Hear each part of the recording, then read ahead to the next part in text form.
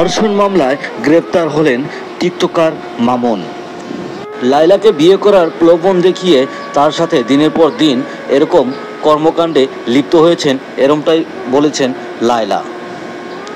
TikToker মামুনকে গ্রেপ্তার করেছে থানা পুলিশ।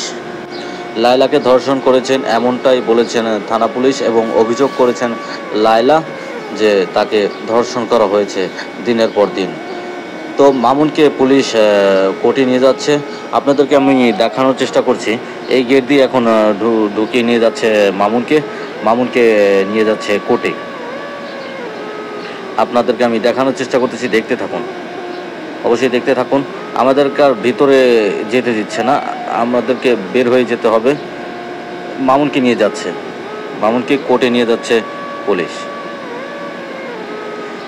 কি খবর আসে সে অপেক্ষায় আমরা থাকব এবং পরবর্তী কি খবর আসে সেটা আপনাদেরকে অবশ্যই আমরা জানিয়ে দেব।